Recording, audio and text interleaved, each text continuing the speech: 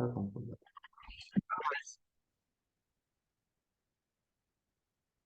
Bien, buenas tardes. Buenas tardes, José Sánchez Tortosa, buenas tardes.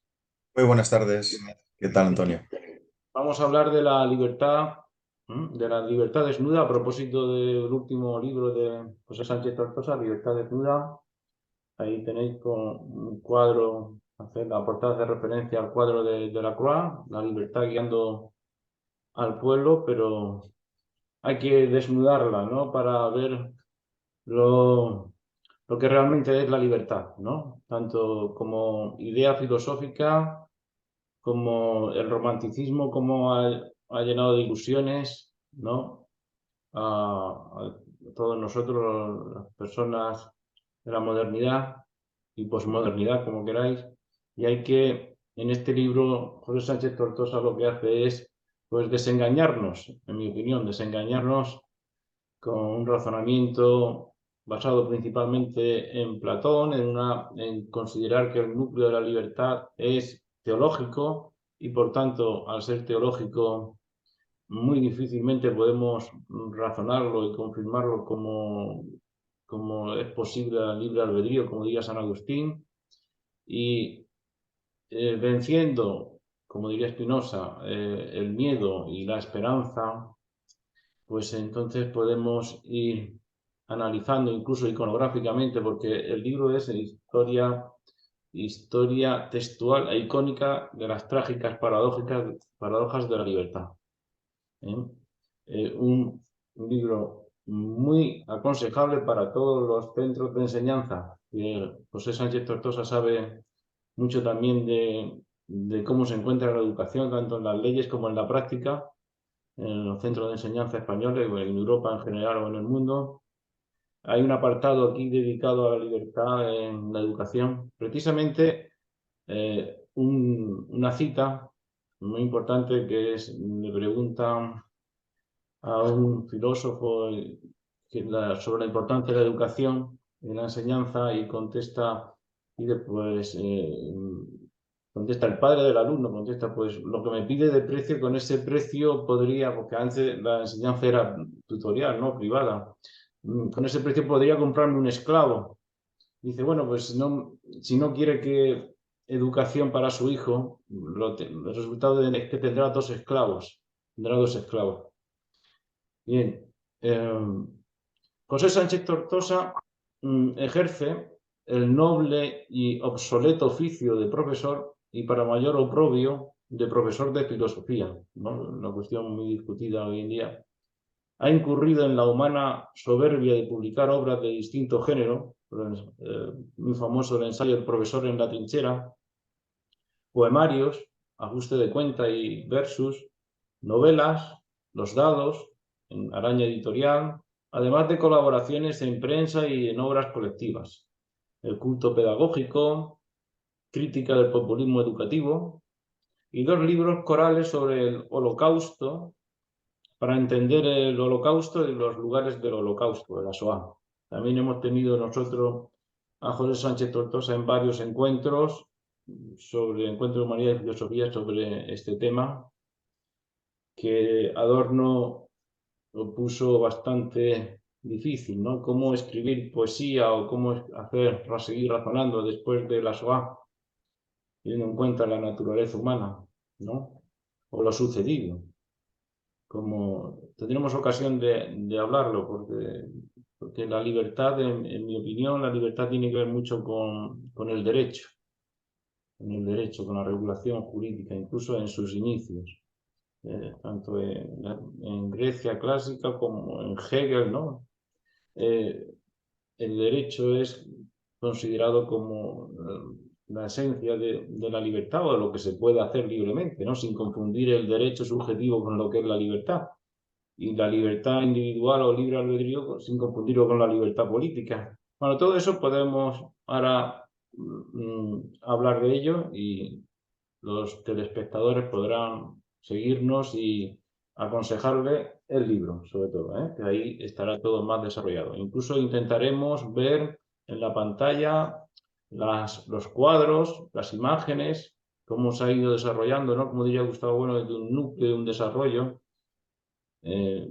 cómo ha utilizado el Estado, por así decirlo, utilizando palabras del Tratado Político de Spinoza, ha utilizado las ilusiones y la subsunción real de la subjetividad en las relaciones de capital, como luego diría, por ejemplo, un gran espinosista también como Antonio Negri, el librito ya clásico, Anomalía Salvaje. Un capítulo de José en la Libertad Desnuda habla de la anomalía también, pero por aquí creo que citas anomalía, sin duda refiriéndote al libro de Negri.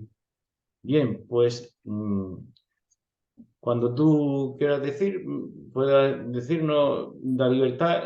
La primera pregunta sería, ¿en la libertad, el libre albedrío, existe o no existe? Porque siempre pensamos, bueno, estamos condicionados, tenemos muchos condicionamientos biológicos, sociales, pero realmente esos condicionamientos nos determinan o tenemos una instancia, algún núcleo en nuestro yo, suponiendo, ¿no? Siguiendo a Descartes o San Agustín, que nos hace libre realmente a la hora de elegir, o eso es una farsa, o ya los razonamientos de Spinoza echan abajo toda esa confianza o esperanza de ser libres, de que los humanos somos libres, o en qué medida podemos ser libres, porque podemos liberarnos, ¿no?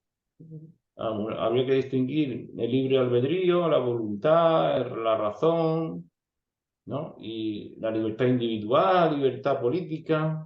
¿Es necesario la libertad política colectiva, como le decía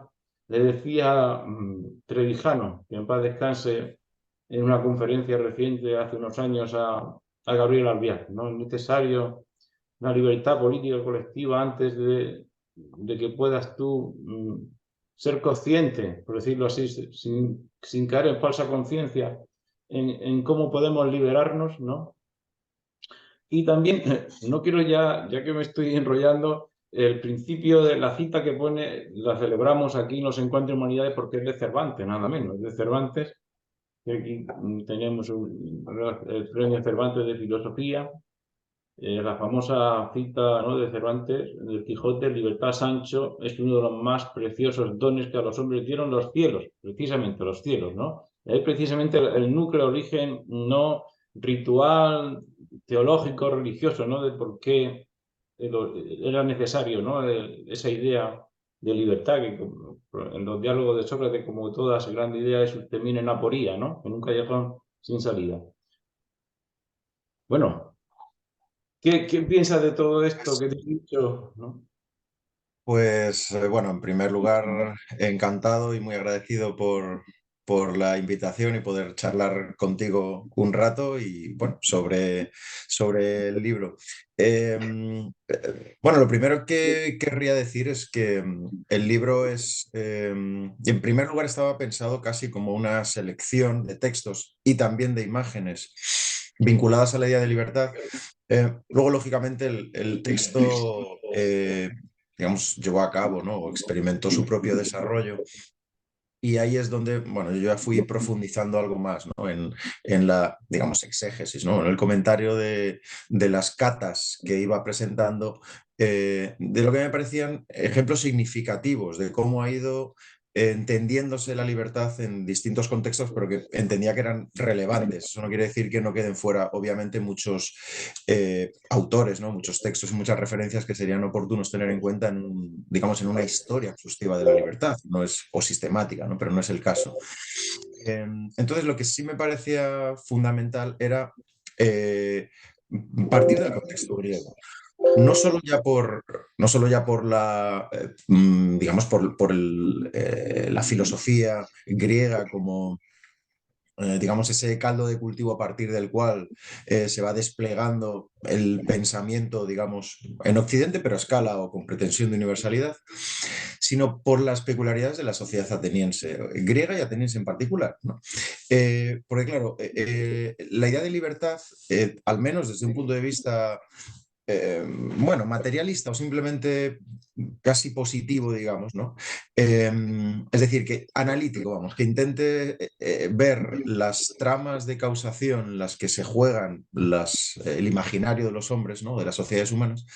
Me parecía oportuno ver de dónde había salido la idea de libertad, ¿no? Y obviamente el primer espectro en el que esto se podía detectar era el ámbito de la mitología, pero confluyendo, y esto me parece también muy oportuno, en el caso griego en particular, con el campo jurídico, claro, el campo del derecho y el campo económico, digamos, y por extensión también el político. Es decir, de manera ya concreta, históricamente precisa, la libertad estaba dada ya en campos categoriales digamos, vinculados a la sociedad, a la organización de las sociedades humanas, muy concretos, como eran las liturgias, la isegoría, la isonomía, eh, la propia condición del hombre libre en Grecia, no ya como ¿cómo decir? Como una entidad más o menos metafísica, sino con una definición bastante precisa, ¿no? Pero ya digo, confluyendo con esa beta, hasta cierto punto sí, teológica, que podía rastrearse en la mitología. De ahí me parece a mí que era de donde podía entenderse que Platón lo toma y también, por cierto, de manera muy significativa y yo creo que crucial, viéndolo en el plano de la enseñanza, que es a mi juicio una de las claves del nacimiento de la filosofía, al menos en las polémicas de Sócrates, sobre todo con los sofistas y con la poética también, me parece que ahí era un plano muy claro en el que ver hasta qué punto o en qué medida se puede hacer una reconstrucción o una construcción ya filosófica, es decir, que vaya más allá de esos campos categoriales y que pueda fundamentarse filosóficamente, ¿no? Y eso en la enseñanza y por extensión en la filosofía, como reflexión de segunda navegación, que decía Shelley, se veía con claridad. Y por eso uno de los momentos que yo enfatizo, ¿no? De los textos citados, es el pasaje del Fedón en el que Platón formula casi la ecuación, ¿no? De que la libertad es obedecer a la razón, ¿no? Obedecer al conocimiento, digamos, ¿no? Lo que me planteas acerca del libre albedrío es fundamental, porque ahí todavía, a mi juicio, no está esta idea de una voluntad libre, de una capacidad de elección, es decir, de una especie de abertura, ¿no? De hendidura o de brecha en el macizo de la realidad que de manera completamente autónoma mm, es el principio de decisión de los hombres, ¿no? Y a mi juicio no está todavía dado porque no está configurado en términos teológicos precisamente la idea de yo. Primero, de manera muy balbuciente en el alma cristiana, sistematizada desde el punto de vista literario de manera magnífica por San Agustín, que en torno a ese eje precisamente construye su idea del libre albedrío. A partir de ahí, yo creo que la idea del libre albedrío es realmente la fuente de alimentación con todas sus variables y todos sus ajustes, digamos, ¿no? Y matices de la concepción más mayoritaria o general, al menos en el mundo occidental, de la idea de libertad. Es decir, la idea de libertad, incluso hasta la posmodernidad, hasta hoy día, son muy complejas pero diferentes modulaciones de esa beta que a mi juicio se inicia en San Agustín y que en efecto cristaliza de manera muy clara y con enorme influencia en el ego cartesiano y que luego yo creo que alcanza, ¿no? una desmesura absolutamente trascendental en el idealismo alemán, ¿no?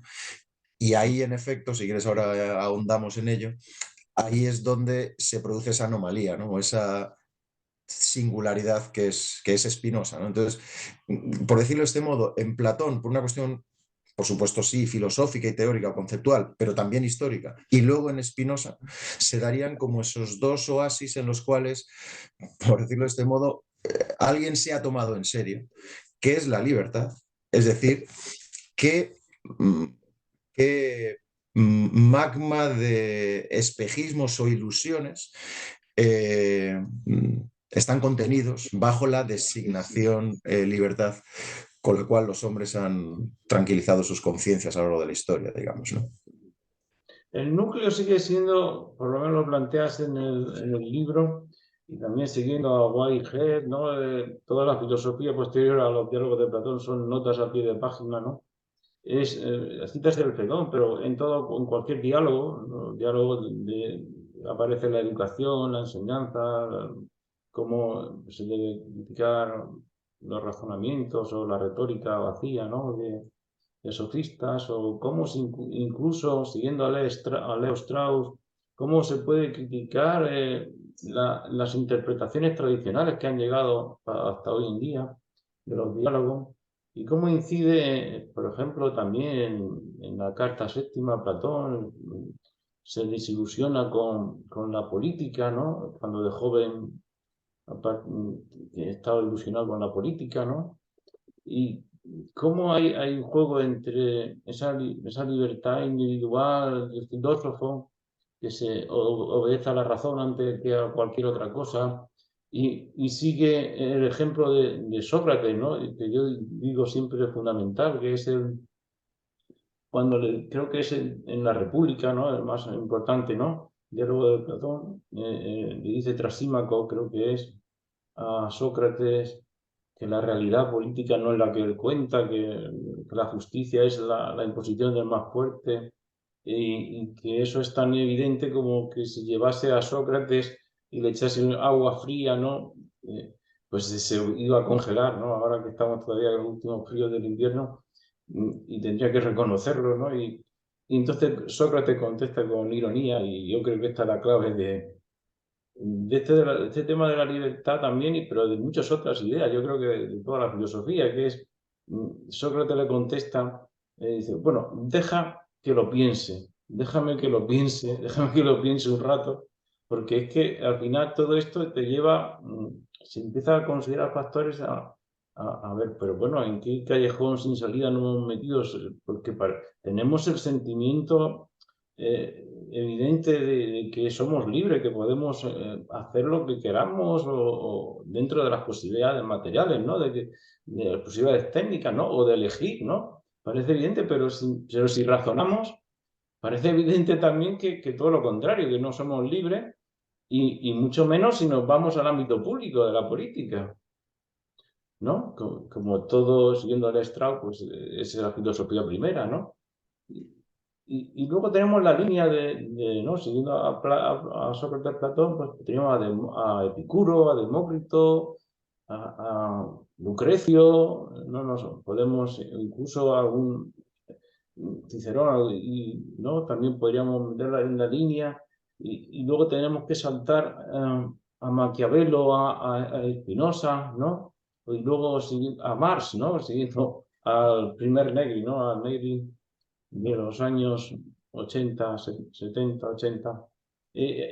Ahí, o Althusser, ¿no? En esa línea que es muy distinta a otras, ¿no? De San Agustín, has dicho, ¿no? Del libre albedrío, ¿no? Pero también de Descartes, de toda la modernidad científica, o Leibniz, o todo el liberalismo. Tú citas aquí que hay mucha máscara, que, por ejemplo, citas el liberalismo, el liberalismo y todo, no solamente filósofo o metafísico, sino en el plano filosófico-político.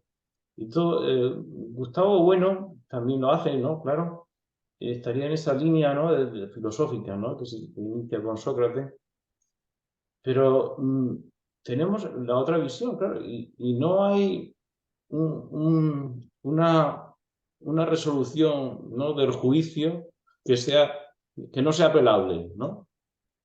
Bueno, yo lo veo así. Yo no sé si al final de esta conversación con el libro tuyo, al final diré que, bueno, pues déjamelo pensar y dar un rato, pero es muy fuerte, ¿no? Es como vencer eso, ¿no? De Sócrates. Sí, sí.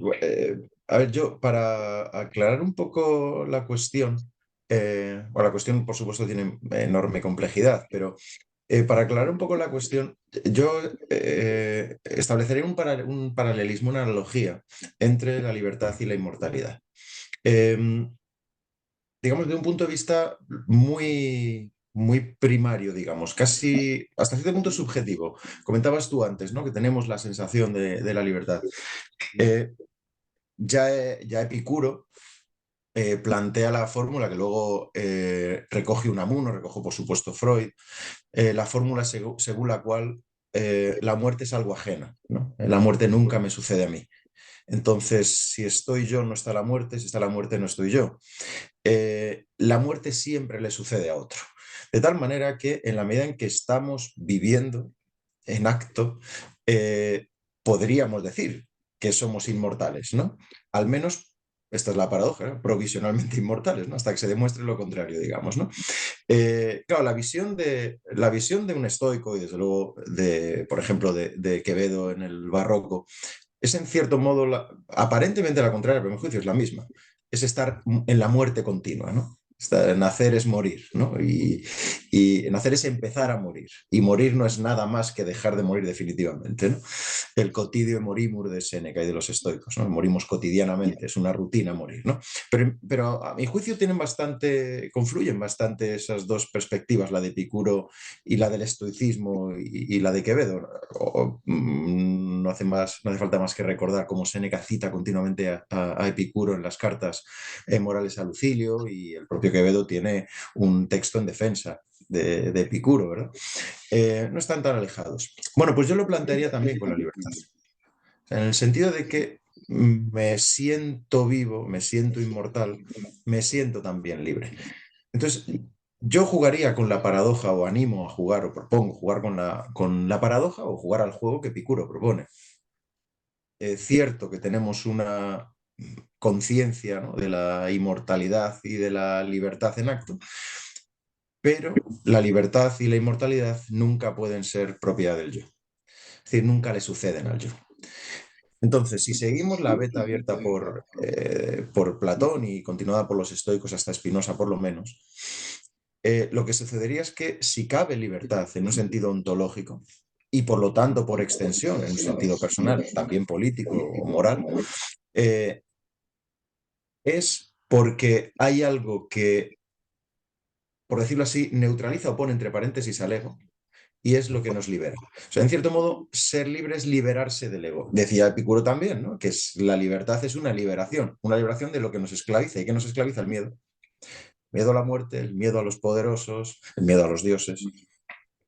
Pues algo así sucedería. Exactamente igual que yo puedo acceder a tramos de verdad y por tanto de conocimiento gracias a los principios de la razón común, en la cual o con respecto a la cual el ego es cantidad despreciable. En el ámbito de la libertad pasaría algo parecido. O sea, yo soy libre, yo soy tanto más libre cuanto más capaz puedo ser, es la paradoja porque estoy hablando en primera persona, de liberarme del ego, digamos, ¿no? Y entonces ahí sería el otro aspecto relevante a mi juicio.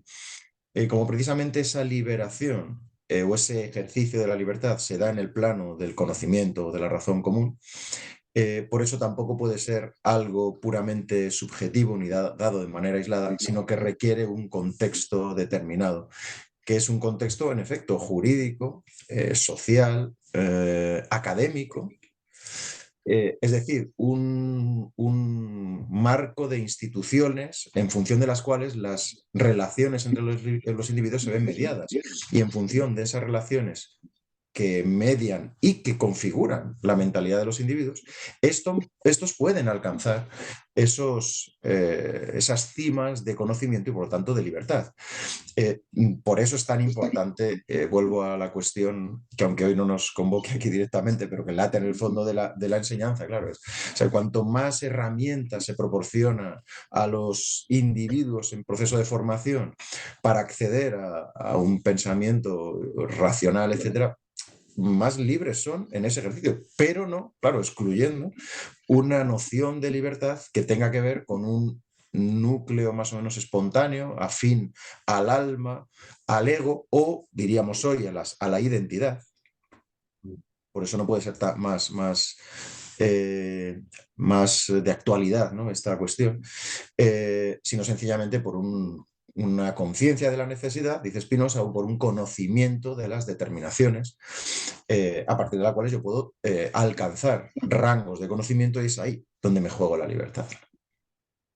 Sí, en el fondo también la ilustración viene entendida, ¿no? Cuando Kant reclama salir de de la minoría de edad, está reclamando ahí también a un Spinoza, a toda la tradición humanista, que como dice Negri es revolucionaria, y esa es de la que bebe la fuente Spinoza y también de la mejor ilustración. Pero viene el romanticismo, el idealismo alemán y también Lutero.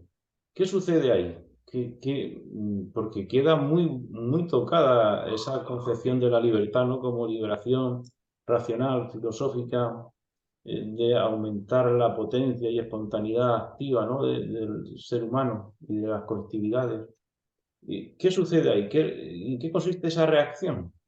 Porque a veces se nos pierde y nos confundimos, pensamos que el camino correcto es el del romanticismo cuando no lo es, y luego llegaremos a Marx, ¿no? ¿Qué sucede ahí con Fichte, por ejemplo, ¿no? Es lo que el yo, el no yo, o sea, podemos criticar y analizar racionalmente el yo, pero nos entregamos totalmente al no yo. ¿Cómo es eso? Bueno, en primer lugar, con respecto a Negri, al Negris, bueno, sobre todo de sus últimas obras, ¿no? A mi juicio, La anomalía salvaje es el texto clave de Negri en sus estudios spinosianos, ¿no? Pero Negri yo creo que a veces incurre, ya digo, sobre todo en textos posteriores, en una paradoja o incluso en una contradicción, y es que si uno lee con detalle y Negri conoce a fondo a Spinoza, eh, digamos, esa fe, esa confianza en una acción emancipadora queda neutralizada. Eh, y es ahí digamos, lo problemático de una lectura, eh, ¿cómo decir? De una lectura práctica, ¿no? de Spinoza. Si Spinoza es revolucionario, lo es en el plano de la teoría, porque en el plano de la acción, y de ahí el tratado político de Spinoza, que es una concienzuda analítica eh, de las tramas y por tanto de las causaciones múltiples en las que se ejerce el poder, eh, relega la acción sobre todo la pretensión o la fe en cambiar el mundo, modificar las condiciones en el ámbito de lo imaginario, ¿no? Entonces, bueno, eso es un problema mayor, yo creo, con el que se encontró la obra de Negri, yo creo, sobre todo posteriormente, ¿no? Al menos en la lectura que yo hago, ¿no? Eso por un lado. Eh, con respecto al problema de Lutero y cómo eso llega hasta el idealismo alemán, el caso de Lutero es fascinante, absolutamente fascinante. Eh, pero que parte precisamente de esa beta abierta por San Agustín. Ahí la clave es en la noción de voluntad, noción que precisamente Spinoza, en fin, somete a demolición implacable, vamos. Entonces es la noción de voluntad. La sustancia sería la causa sui, solamente, ¿no? Podemos decir que voluntad tendría solamente Dios o la naturaleza. Pero cuando decimos voluntad aplicado a la naturaleza, Spinoza deja claro que no estamos diciendo lo mismo que decimos de los humanos. Es más, llega a decir que el entendimiento y la voluntad no son atributos de Dios. La voluntad es, si yo he entendido bien a Spinoza, es una distorsión, es un sesgo cognitivo, que dirían los psicólogos, es una distorsión generada por la conciencia, una conciencia puramente refleja, que genera un imaginario que al mismo tiempo que pone ante nuestros ojos nuestra propia conciencia y nuestros propios actos, oculta las causas que los determinan, ¿no? Entonces, la idea de... Por eso te decía que déjame que me lo piense, porque es que el tema de la voluntad aplicado a la naturaleza, ¿no? Te lleva a Schopenhauer. Y Sí. Schopenhauer siempre me ha llamado la atención, igual que a mí se vuelve la compasión y el amor a los animales, para que no sufran, ¿no? Y sentirse ¿no? Una empatía para evitar el sufrimiento, que parece ser según Borges, ¿no? En el poema, pues no parece, o en otros textos, que no parece que Spinoza sintiese compasión por los animales, ¿no? Es tan racional, ¿no? El racionalismo, ¿no? Se supone que Sí. nos enseñan. Mm, eso es otra paradoja que estoy yo ahí pensándola todavía, ¿no? Por eso te digo, no sé si ahora Spinoza o Fichte, porque yo creo que hay Fichte, ¿no? Y Lutero, ¿no? Estabas hablando. Puedes seguir. Sí, sí, sí, sí. Digamos que de alguna manera eh, salteando el sistema de Spinoza, el caso es que la voluntad, como decía antes, ¿no? Digamos, como una formulación metafísica del libre albedrío ya establecido por San Agustín, se acaba consolidando como digamos, el eje en torno al cual gira la concepción antropológica de las distintas escuelas, ¿no? El caso de Lutero es muy particular, desde luego, porque lo que yo recojo en el libro es la disputa con Erasmo. Erasmo hace una defensa del libre albedrío y en esa defensa del libre albedrío Lutero responde con lo que yo creo que es un voluntarismo absoluto, digamos, ¿no? Es decir, la clave para Lutero está en la voluntad. La infinitud de Dios se plasma en una voluntad infinita. Pero claro, si uno asume esta lógica, una voluntad infinita anula completamente. Por eso esto, en una manera muy distinta, queda plasmado luego también en Pascal. Ante una voluntad infinita, el hombre sencillamente ha de plegarse a los designios de esa voluntad. Y por eso el hombre es libre. Para Lutero, claro que el hombre es libre, pero en tanto que siervo de esa voluntad infinita que es Dios. Mientras que Erasmo, de manera mucho más, digamos, moderada, liberal, en términos, por forzar el anacronismo, deja abierta esa vía para una libertad individual, claro. Pero esa es la tradición con la que rompe el luteranismo, ¿no? Lo interesante es que esa idea de una voluntad infinita, digamos, en el ámbito, en el ambiente intelectual de la época de Lutero, en Lutero queda apegada, ¿no? a ese fanatismo de la voluntad, que en cierto modo es el luteranismo, ¿no? Al menos en los textos de Lutero, muy claramente. Pero claro, en los albores, al final del siglo XVIII y en los albores del siglo XIX, con Fichte, Schelling y Hegel, ese absoluto que es voluntad adquiere connotaciones, ¿no? Adquiere direcciones o caminos o senderos que no estaban explícitamente en Lutero. Y ahí ese yo enaltecido, que es expresión de la voluntad, y por eso es tan importante la mitología iconográfica de la libertad, que culmina con el cuadro de la Coa, se identifica con el pueblo, claro. Ahora, ese yo que es expresión de la voluntad, en el cual está subsumido todo no yo, por establecer el antagonismo con el sistema de Spinoza, es el pueblo, y muy en particular es el pueblo alemán. Mm. Ahí ya llegamos en enredo total y trágico que llevará a idealizar al pueblo, ¿no? Al Volksgeist, y que nos llevará a la Shoah, al Holocausto, en definitiva. Pasando por la Revolución Francesa, pero también la Revolución Francesa hubo ahí también sus críticas, porque, por ejemplo, Saint-Just dice mucho, Gabriel Albiac, de sus artículos y sus libros, eh, Saint-Just ya llamó la atención de que la vida privada de los ciudadanos no debería tocarse por la República, ¿no? Por el Estado nuevo, nacional, republicano. Y se vuelve a caer en eso, ¿no? Luego los análisis de Marx y de Negri, ¿no? De la subsunción real y cómo se producen también las subjetividades, los yo. Eh, todo eso al final nos deja la sensación de fatalismo. Dicen que Gustavo Bueno al final de sus días era un poco fatalista. No lo sé hasta qué punto, pero si llegó a ser así fatalista. pero hay una visión ¿no? de los que la tradición de Spinoza, ¿no? De relacionarlo con el fatalismo. Pero no es así exactamente. No, Spinoza no es fatalista.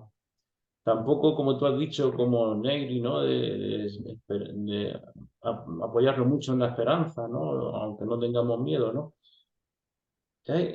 Todo es muy complejo, todo eso, pero sí que se ve la línea, esa inversión teológica, nunca hemos dicho inversión popular, ¿no? Que lleva hasta el cuadro de la Croix, ¿no? Que en tu libro se recoge no solamente textos, sino imágenes, iconos de la libertad y que llevan hasta Hitler, ¿no? Y todo el totalitarismo, o los estados de partidos actuales, o visiones dictatoriales, tanto en China o en Rusia, ¿no? Diferentes a las europeas. Ahí parece ser que no salimos de ese callejón sin salida teórico que luego se nota mucho en la práctica. Y no sé si quedaba algo que querías tú decir sobre Marx antes de pasar a la segunda parte de esta evolución iconográfica, ¿no? A ver si podemos verlo con la pantalla. Sí, bueno, en primer lugar, sí, el término, vamos, la idea de fatalismo no debe ser identificada con el determinismo, digamos, o con un determinismo que también es no deja de ser un término técnico, pero que conviene explicar, claro, y matizar, ¿no? En sus textos sobre la libertad, el profesor Bueno negaba que su sistema fuera fatalista, pero sí que fuera determinista. Y la clave, él la planteaba que el fatalismo supone una conexión de toda la realidad. Es decir, todo estaría conectado y por lo tanto se conduciría a un Ya contra destino. la Eso es. ya contra la Es, claro. el monismo, o sea, el idealismo. Bueno, mientras que en una realidad plural, la que hay desconexiones, entonces lo que hay es determinaciones. Determinaciones además que no se dan nunca, claro, y esto es muy importante, en una causalidad lineal, ¿no? Sino que lo que él llama un esquema de identidad, ¿no? La causalidad viene a ser una confluencia de distintos factores que interactúan, digamos, a distintos ritmos y en distintos planos, ¿no? No hay un fatalismo en ese sentido. En segundo lugar, con, o sea, el mismo problema que tenía Negri con Spinoza, en cierto modo, yo creo que lo tiene Marx. La cosa es también mucho más compleja, pero el propio Marx a veces tiene que hacer, digamos, concesiones a un hegelianismo que, mm, por decirlo de este modo, eh, contra el cual el sistema de Marx está en marcha, digamos. O sea, lo que construye Marx es en cierto modo un sistema que obviamente toma como punto de partida o como plataforma de impulso el sistema de Hegel, pero para destruirlo. Y sin embargo, en aspectos muy importantes, acaba siendo preso, digamos, ¿no? del hegelianismo en algunos aspectos. Esas son paradojas interesantísimas, pero de gran importancia en el propio sistema de Marx, ¿no? Y en las cuales está implicada, claro, la idea de libertad, sobre todo la idea de acción, de sujeto revolucionario, etcétera. Y en segundo lugar, cuando hablamos de la libertad en el marco de la Revolución Francesa, eh, como siempre, como todo historiador, aunque esto parece que en algunos contextos se olvida, pero todo historiador tiene, y cualquiera que se tome la molestia de tratar realidades históricas, digamos, yo creo que está obligado a hacer un esfuerzo de contextualización.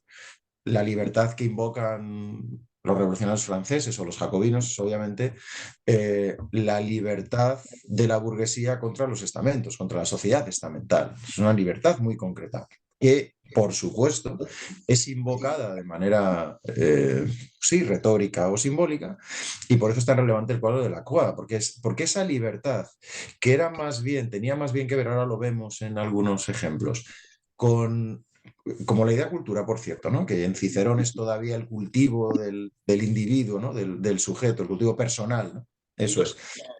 Claro, pues acaba, y en el cuadro de la Croix se ve clarísimamente, identificándose no ya con una libertad personal, incluso sí, de formación, ¿no? Vinculada a la enseñanza, a la educación, etcétera, sino que ya se identifica con esa masa, digamos, más o menos amorfa o indiferenciada, ¿no? Ese conjunto atributivo que es el del pueblo, aunque realmente, claro, la Revolución Francesa no es tanto un ejercicio de liberación de masas oprimidas, sino de eliminación de un sistema de privilegios, a partir del cual, no digo que esto fuera teleológico, pero a partir del cual se constituye un Estado y un Estado absoluto, claro. Entonces, claro, por eso precisamente cuando Saint-Just hace esa observación, cuidado, que el Estado no se meta en la vida privada, Saint-Just acaba siendo superado por la propia revolución que engulla a sus hijos como Saturno devorando a sus hijos, ¿no? Muy bien, vamos entonces a ver en las imágenes, a ver si puedes compartir la pantalla de tu ordenador y vemos las imágenes que quieras poner. En el libro comienzas con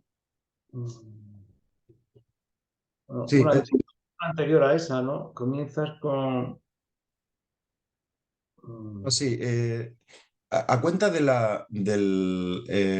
ilustrando la parte que dedico a comentar la vida sueño de Calderón, y que lógicamente me parecía también, bueno, no solo por su belleza literaria y su fuerza filosófica, sino porque explícitamente toda la trama, ya desde el arranque, claro, de la obra, gira en torno a un esclavo que era un príncipe, que era hombre libre, y entra en la duda esa que luego recreaba Borges en el relato sobre Sun Tzu, ¿no? Que Sun Tzu era un hombre que había soñado ser una mariposa y al despertar no sabía si era una mariposa que había soñado ser un hombre o un hombre que había soñado que era una mariposa, ¿no? Pues algo parecido, ¿no? Segismundo no sabe si es un hombre libre que sueña que es un esclavo o un esclavo que soñó que era un hombre libre, ¿no?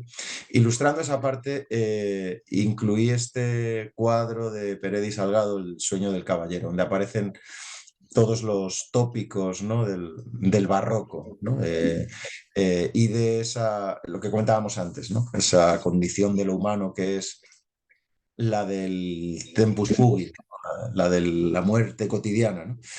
Eh, y ilustrándolo porque es precisamente lo que sueña el caballero, en este caso epítome de Segismundo es todo eso que al despertar se le muestra en toda su crudeza, ¿no? Es decir, desenmascarado o desnudado, claro.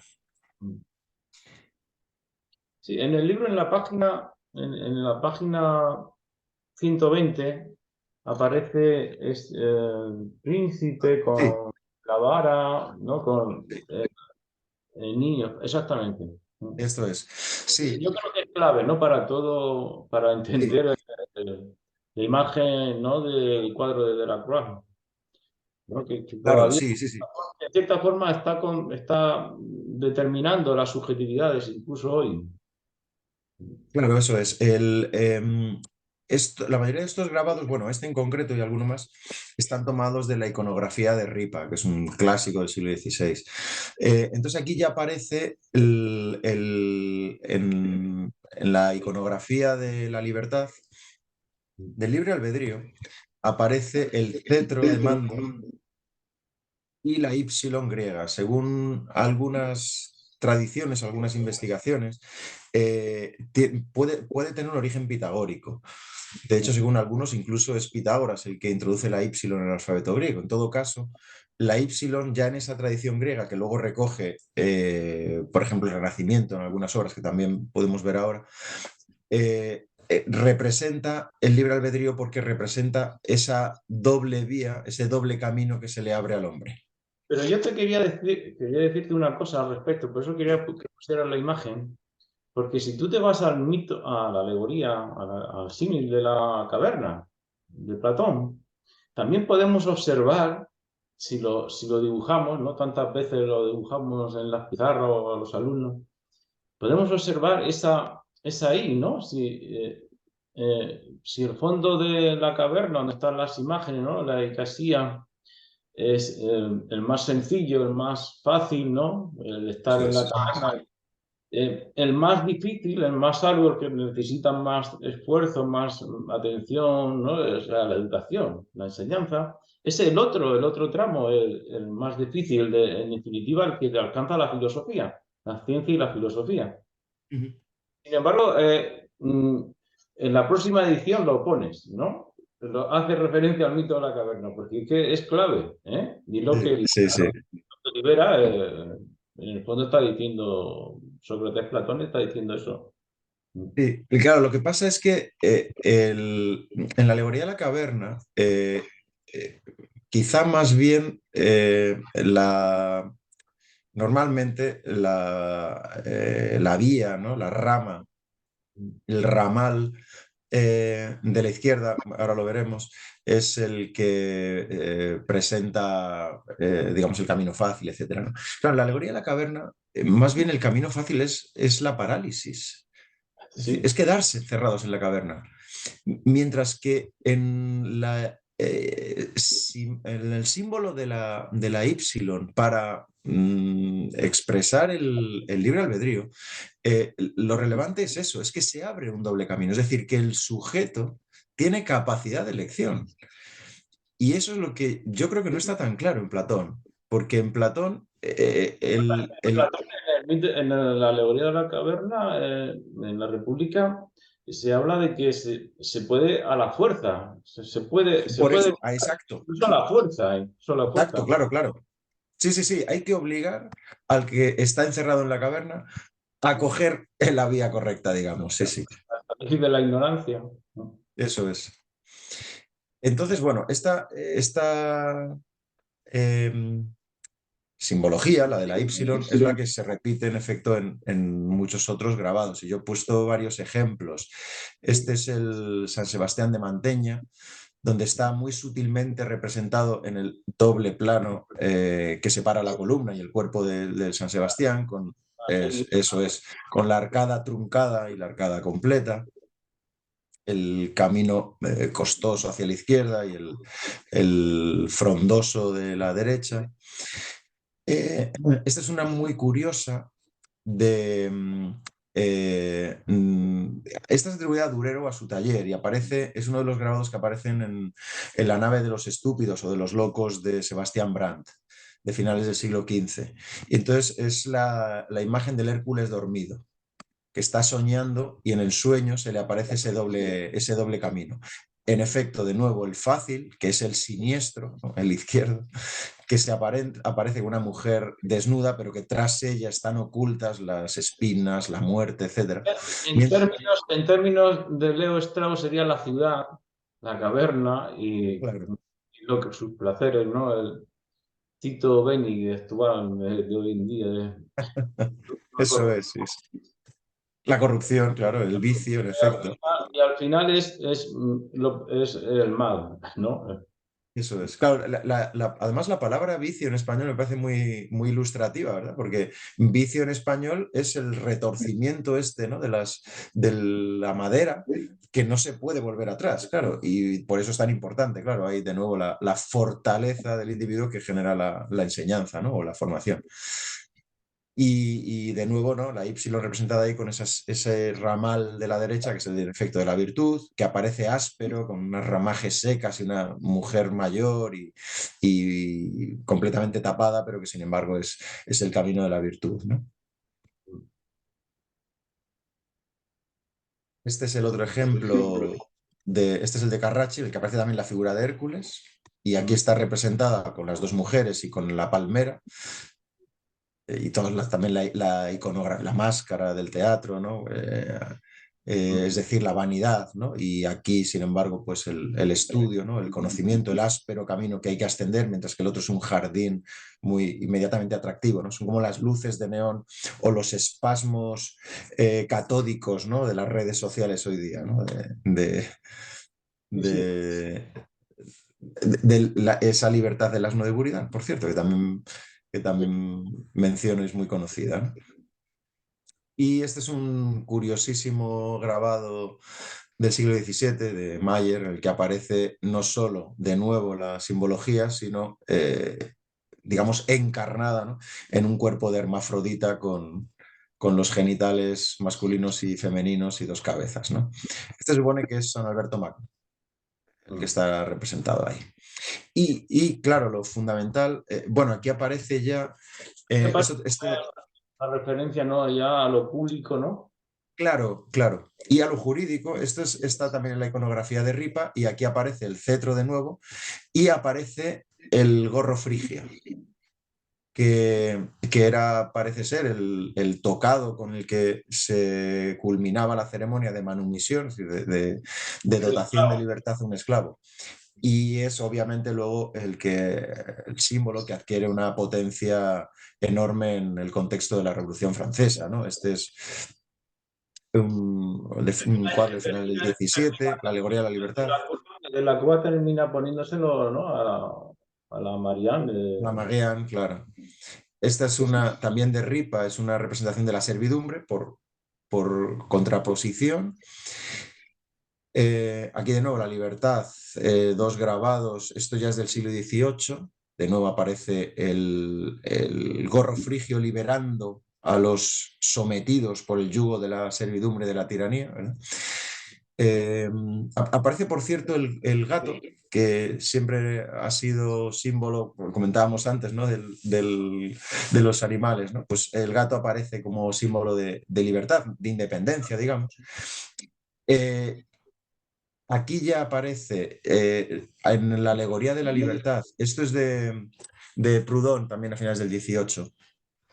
Bueno, Y, hablando de los animales, antes de que siga, el gato sigue siendo el animal que que utilizan los anarquistas para claro. su iconografía. Ujú. Y el perro sigue siendo el animal, ¿no? De las dictaduras, de los totalitarismos. Sobre todo el perro Doberman, el Doberman. Ujú. Sí, que es servil, ¿no? Digamos, o bueno, es Pero domesticado, ¿no?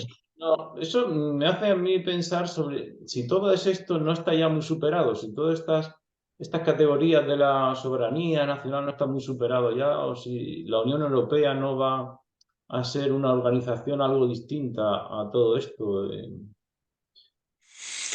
Eso habría que ver cómo se desarrolla estos años. Yo creo que estamos Sí. para que se está replanteando todo esto, entre otras cosas, estas categorías. Ujú. Sí, sí, sin duda. Y habrá que ver también que, digamos, en qué liturgias y en qué símbolos se acaban acomodando las nuevas relaciones de fuerzas y de poder, claro. Este me parecía muy interesante porque al mismo tiempo se representa la libertad como mujer, siguiendo esta tradición, al mismo tiempo se representa con el yugo y la hidra el monstruo de la tiranía, que ha sido derrotado por la revolución. Este es un cuadro que me parece muy importante, el de Guignol, porque la libertad ya adquiere, a diferencia de los anteriores ejemplos, adquiere aquí de manera clara connotaciones metafísicas y por lo tanto sí, idealistas, ¿no? En cierto modo, en todo caso yo creo que metafísicas, muy claramente, porque la libertad aparece flotando en el aire con la lengua de fuego que simboliza, ¿no? El Espíritu Santo, pero el Espíritu Santo de la época de la secularización, de la inversión teológica que decíamos antes, ¿no? Con los símbolos de el gorro frigio de nuevo. Y al pueblo, ¿no? El pueblo. Eso es. Y por eso me parecía que este proceso culminaba claramente Pon en el... pon el anterior, José, porque si te fijas, el fundamento, ¿no? Como tratan de dar fundamento a la libertad, ¿no? Y Eso es, claro. y el fundamento del fundamento sigue siendo la nube, ¿no? Los metafóricos donde el origen divino, ¿no? Teológico de Eso todo. es. Y cómo la alternativa ya un poco ya totalitaria, jacobina, ¿no? De que llega hasta Fidel Castro, que en sus discursos, ¿no? Decía, o revolución o muerte, ¿no? O Muerte. patria o muerte.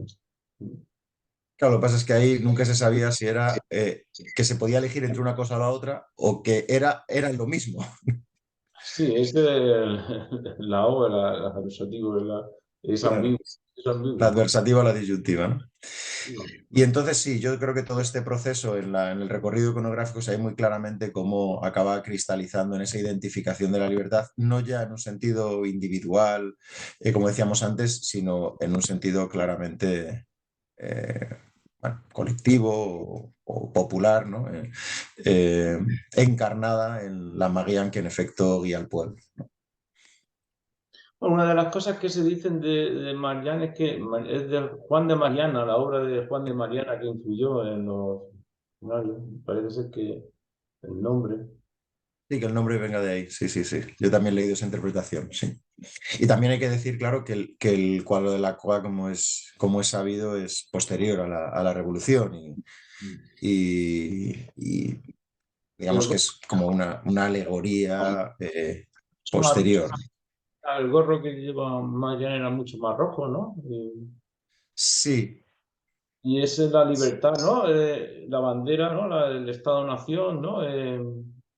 ¿Puedes apreciar aquí esa Y todavía? ¿O cómo no, estaría? aquí todavía se puede apreciar, ¿no? En el despliegue de las alas, esas dos vías, esas dos alternativas invertidas. Yo creo que en el cuadro de la Croix no aparece tanto ese doble ramal, sino que ese doble ramal ha desaparecido, digamos, absorbido, ¿no? Por la libertad encarnada en el pueblo, ¿no? Por eso es una mutación que me parece muy significativa. En un pueblo armado, ¿eh? En un pueblo armado. Por supuesto, sí. El pueblo en armas, claro. Ponen armas contra la tiranía del antiguo régimen. Pero que ya digo que lo que se constituye a partir de ahí, yo creo que por puras lógicas históricas, materiales, sociales y políticas es un estado absoluto, claro. Exacto. Y ahí no parece que se represente la posibilidad de desobediencia civil al estilo de Zorón ni nada de eso. No, claro, claro, no, no, eso es otro. En la imagen también, el icono de la libertad es que aparece en el iPhone. Es la, ¿no? Que es francesa y que se envió a Nueva York, ¿no? Que es la Estatua de la Libertad, ¿no? Ahí es la antorcha, ¿no? La antorcha, la luz, ¿no? La luz, claro. Mm. O sea que siempre Francia sigue la misma tradición de reflejar en imágenes, ¿no? La libertad política, pero Mm. también en el fondo sin dejar de estar relacionada en plan metafísico, ¿no? O filosófico de si somos libres o no. Mm. Pues muchísimas gracias, José. Estamos en contacto para próximos, ¿no? Para el próximo encuentro de Humanidad y Filosofía. Y Cuando quieras, ya sabes, aquí me tienes. ¿qué puedo concluir yo? Pues estoy pensando todavía, ¿no? Sobre el asunto. Habría que déjame pensar sobre esto, ¿no? Como diría Sócrates. Pero sí veo que es necesario esa filosofía, ese diálogo racional, mantenerlo siempre, incluso después de la muerte, podríamos decir, ¿no? Como decía Sócrates, siguiendo a lo que Eva Braun dice, ¿no? Sobre que el mismo Sócrates compuso detrás de echarse, ¿no? El manto, cuando iba a morir, compuso su rostro para dejarlo de tal manera que sus discípulos cuando lo vieran de nuevo, creían que estuviese dialogando y razonando sobre las ideas como la libertad o cualquier otra, que son fundamentales en el ser humano y por tanto en la filosofía y que los estados actuales pues Mm. o a veces no, o muchas veces están arrinconando y abandonando, como es la educación, ¿no? Lo estamos Así viendo. es. Mm. O Pues como decía, o como decía Borges en la lectura de La muerte de Servet, ¿no? Que pone en su boca estas palabras, más o menos, ¿no? Esto que me estáis quemando, ¿no? Esto es un simple hecho. Seguiremos discutiendo la eternidad, ¿no? Lo importante es la argumentación, ¿no? exacto, sí. También decía Spinoza que en cierta forma somos eternos, ¿no? ¿No? Que en cierta forma Claro. somos eternos. Y también el final de la ética, ¿no? De Spinoza es que todo lo raro y excelso siempre es, ¿no? Es Raro como difícil, ¿no? como difícil conseguirlo, ¿no? Muy bien, pues voy a detener la grabación y seguimos hablando, ¿no?